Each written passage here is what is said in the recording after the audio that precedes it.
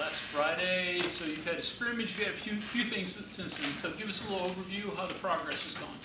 I think we're making steps. I get a little frustrated when we have some soft tissue stuff, 7, 8 guys with hamstring strains or whatever it is. And, it's nothing anybody's done wrong. I guess it just kind of happens, And guys nowadays if you don't work them out, they're not like in the old days where, summer you worked out, you played ball every day. If you weren't working out in the weight room, you were playing basketball, you're active all the time.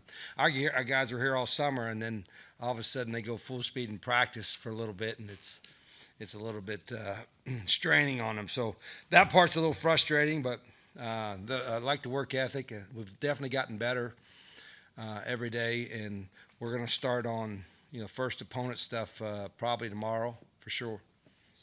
Those injuries that could carry over into the season? No, I mean, we've had a couple that, Cam Ball was questionable for the first game, maybe. We're hoping he'll be back. Ryan Ward should be back. He hadn't practiced. I mean, I don't have the list in front of me. Let's see. Young freshman running back, Lawrence Autry, is doing well. He's banged up for a couple weeks, so I don't know if he'll be ready for the first game. He was coming along pretty good.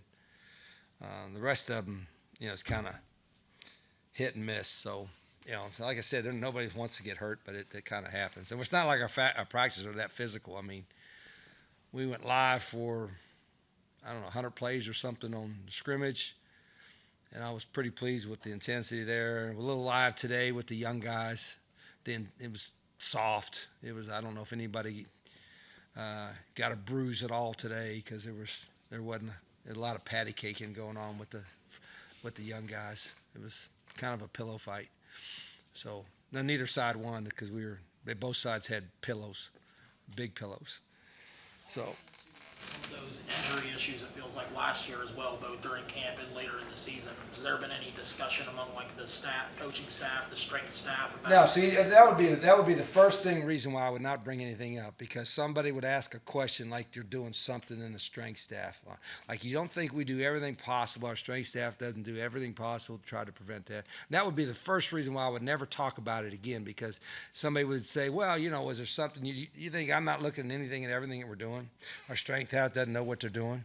You can't help if a guy twists an ankle or sprains a knee, or something happens and he exerts on a hamstring or something like that. We've looked at all that kind of stuff. So, but if you're trying to say if there's a trend from this year and last year, no, because let's see how did our running backs get hurt in the game. One was a knee, one was an ankle, one was a hip.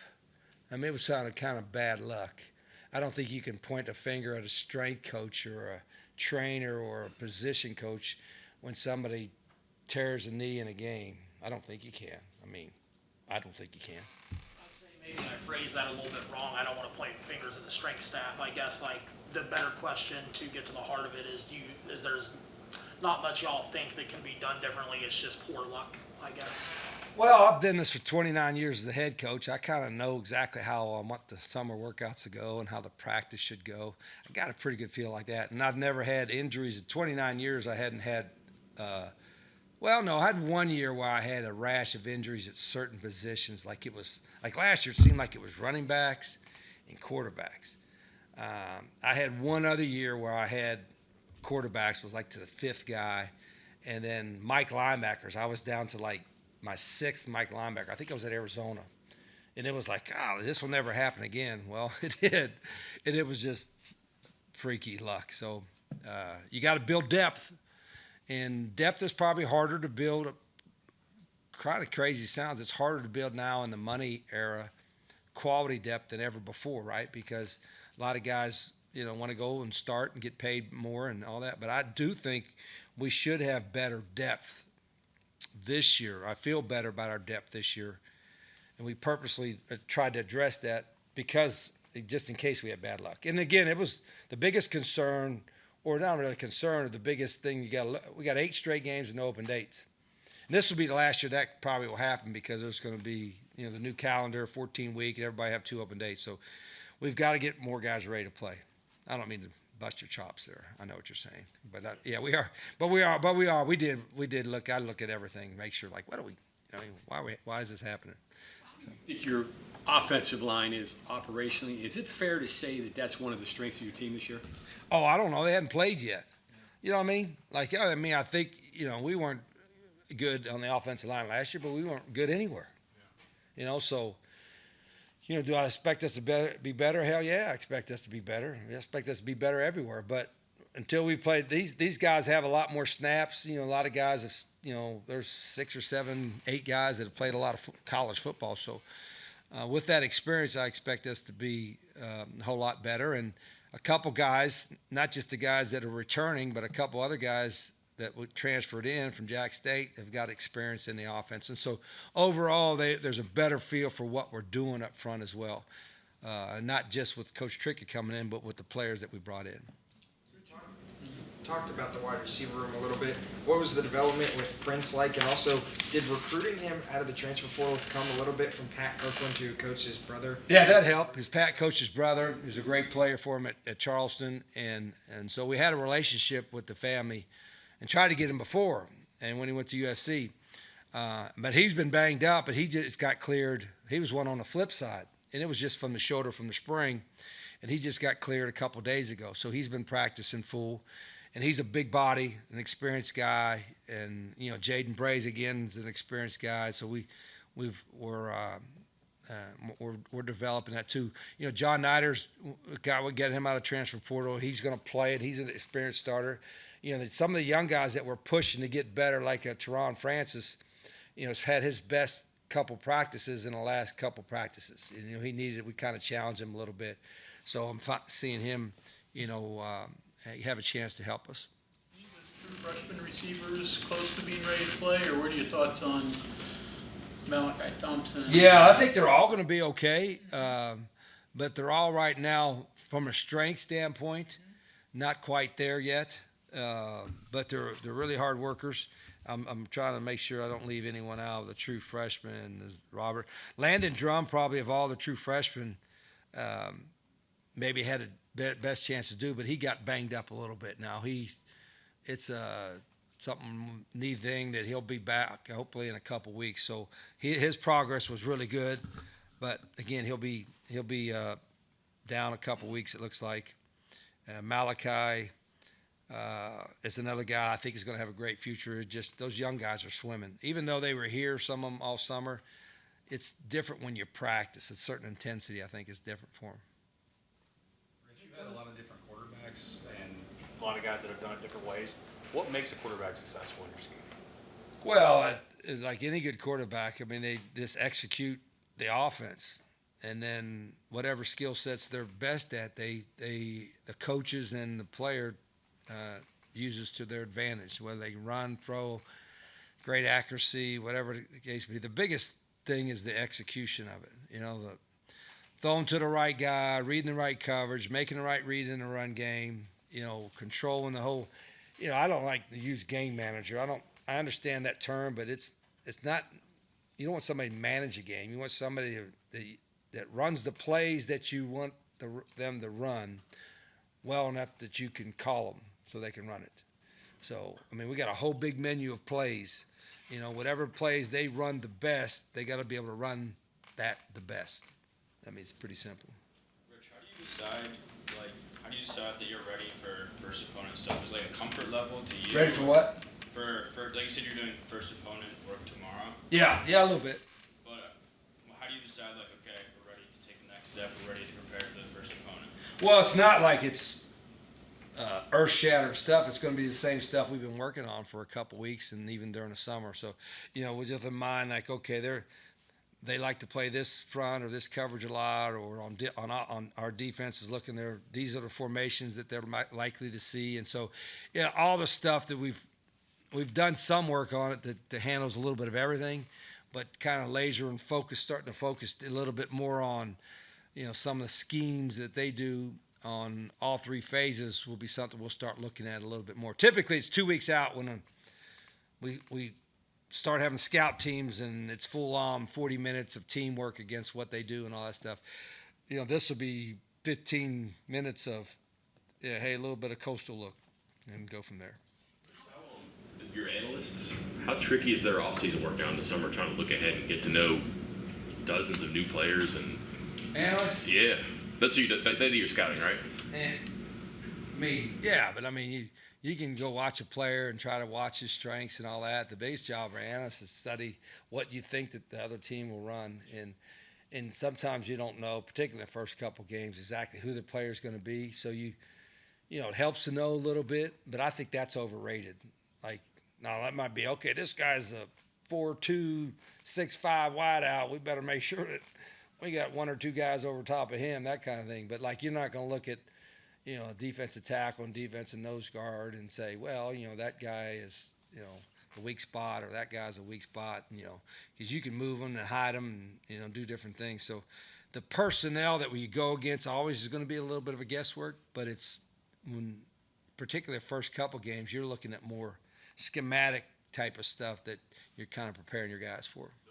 This year, similar to maybe not specifically this year, but like is 1 year still reasonably similar to the year before, and what you've known from a coach or a coordinator across a number of years? From who we're playing, or yeah, man, how do they know who the hell we're playing? Like how many new starters we got? 18, 19, 20, maybe 21, maybe 22. We might have 22 new starters. We really will. We might have 22. No, excuse me. Let's count the punter and a kicker. We might have 24 for 24. I kid you not. It's not to say high possibility. It's a possibility. We might have less than that. Speaking of that, Rich, how many, 2 weeks before the first game, how many jobs are still being fought for? And would you rather have guys have them set by 2 weeks or fight right down to the last game day? Yeah, I think if the quality is there and there's a really good fight, you're comfortable. But if a guy is a solid guy starting because the guy behind him is not ready at all, then that makes me a little nervous. You know, I mean, I don't mind if that guy he's solid to starter, but the guy behind him is a really good player too. So that's kind of what we're kind of hoping for. And I don't like, you know, our guys though, we still are rolling ones and twos, and none of these guys have played a game. But you know, you get an idea now, and we'll get an idea at the end of this week, certainly after Saturday's scrimmage. Okay, these are the guys that we think we're ready to win with. And again, if we only have 22, 11 on both sides, we're going to be in trouble. I'm expecting 50 or 52, you know, and that's I know that's kind of a goal and a wish and a dream, but that's what we'll get to. And then the good part about it is if we recruit the right guys and they do what we hope they can do, and then they have a good year, we can retain them. So this time next year, when we have this thing, it would be like, yeah, we've got 6 or 7 new starters, but that's it. You know, everybody else is guys that have experience in the system.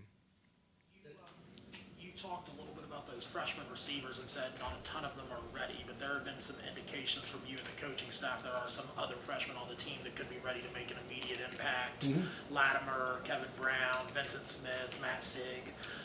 Can you talk a little bit about the impact you think some of these freshmen will have? Yeah, I mean, just the process of throwing. Yeah, I don't want to leave somebody out. I wouldn't say you didn't hear me say Vincent Smith, but Vincent's going to have a great career here. You know, Matt Sig is playing well. He's in the rotation. Amari Latimer, we thought he'd be able to play as a freshman. He'll play as a freshman. Kevin Brown, we thought would play as a freshman. He'll play as a freshman. Those young secondary guys are all going to be really good players. Some of them may play this year. I don't know.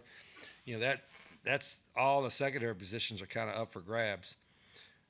So it's not just Vincent. There's a couple other young guys, freshmen too. I'm just looking over here who we got. The hardest position to play as a freshman is quarterback and O-line. And Jaron Hewley is a true freshman who's gotten better every day. And I think he's going to have a great future here. You mentioned Kevin Brown. There's another freshman, LaMarcus Dillard, on the O-line. He's going to play as a freshman. LaMarcus will. Aiden Woods is another freshman on the offensive line. I think he'll play some as a freshman as well.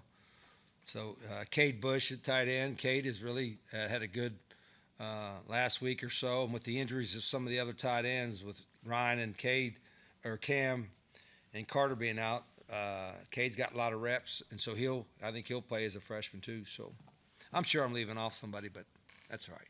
What's the process like of tossing those guys kind of into the fire as freshmen, as a coach, and just like Well, writing it's that process out? we're not tossing anybody anywhere. It's not like we're burning couches and tossing them into a burning couch.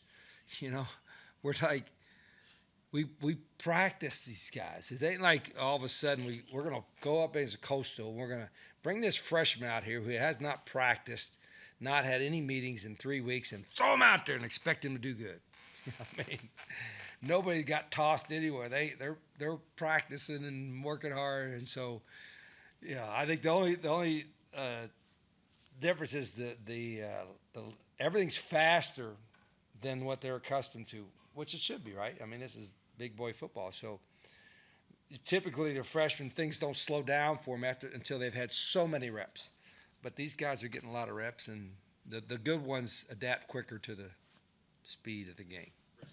Is he got like normal workload, or you kind of giving him some time on the side so he He ain't can practicing a week. No, I mean, let's start some Cam Cook rumors. Let's say we don't start here. Then we get no. He seems to like to practice. Maybe he wants to go, but you said a lot of your young running backs who want to get reps, and maybe you don't need to practice Cam Cook a lot. I don't know. No, everybody needs to practice. Okay. He got a few live reps Saturday, and Cam's a good football player, but he didn't run the same system at Jack State last year. Now some of the similar plays they did, but it was all still new terminology for him. But he's he's got a sharp football mind. He's been in different, he's been around a little bit, so he catches on really quickly, learns really quickly, and just got a really neat skill set. So he's going to get reps every day. So it's not like, Cam's going to sit out today. He's getting reps, but live reps. He'll get a few more live reps this week. Get a few more live reps Saturday. But outside of that, mentally he'll be ready to go. As game week approaches, do you notice the attitude in the building changing? And as you actually get there, I think it's you really- weird, Bob, you really because know they're ready? It's weird because typically, and maybe you guys could correct me, typically it's like camp is over and then it's about 2 weeks till you play. And then this year, camp was over, and it was 3 weeks till we play. So it's, because the calendar, it doesn't feel like we're still in that game mode yet. We're still in camp mode, but we're not in camp mode because, kids are going to school and all that. So, I mean, I think it's been easy. To me, I don't want to be soft. So we try to make it hard. But we have had no heat, no humidity. It's been 75 degrees, which has been beautiful we haven't had IVs and stuff. But I wish I hope in the next week we get a practice that it's 95 and humid, and something happens in Morgantown, West Virginia, and the humidity says, I'm coming from the south, and I'm landing in Morgantown, and you better get your IVs ready and your Gatorade and all that because we're coming after you. I missed one day of that, at least one day, where they can't wait to jump in the cold tub afterwards. We ain't had none of it. It's been like a vacation. So I've been good. All right.